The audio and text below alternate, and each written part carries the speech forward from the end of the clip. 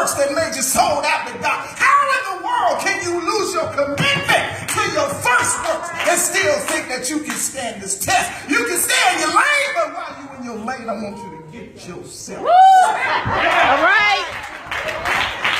All right.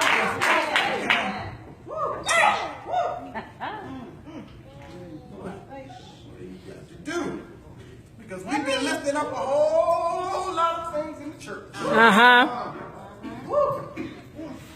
But we ain't lifting up the right thing. The church is based off the cornerstone.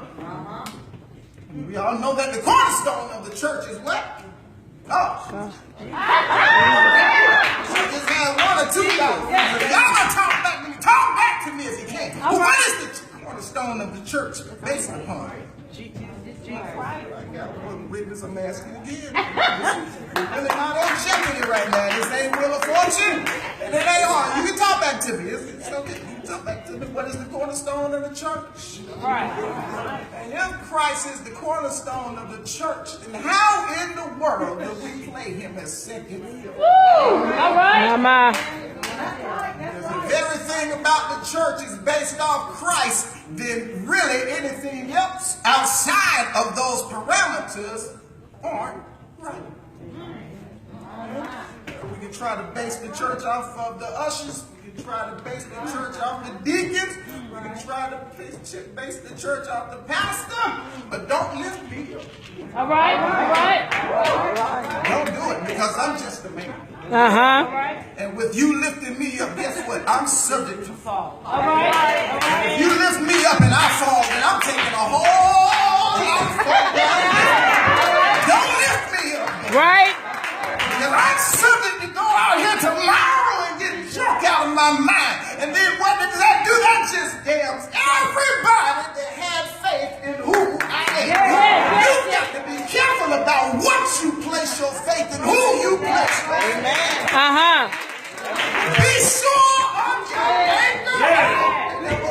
Yes. Of your anchor hole. Yeah. Be sure about the foundation. And if the foundation of the church is not Christ, that's right. And everything that we do after that is just form and fashion. All right. And they brought it even closer deep when they said, having a form of godliness, but denying the power thereof. And that's what has got to happen. We've got to lift him up so that the glory of God can come back into the house. Isaiah said, when in the year King Uzziah died, I saw. He said about mama. He said about daddy. That's right. Yeah, because if it was built off of their testimony, when the storms of life came to me to wreak havoc in my life, I ain't got nothing to stand on. But he said, in the year that King Uzziah died, I didn't need nobody else to teach this testimony. I didn't need nobody to get up and pray this prayer for me. I didn't need nobody to stand there and say these words for me. I saw the Lord, and he was high and lifted up, and what happened? His train filled the temple. His glory filled the temple. When was the last time that you felt the glory of God? Matter of fact, when was the last time that you was in a position to usher the glory of God? The last time.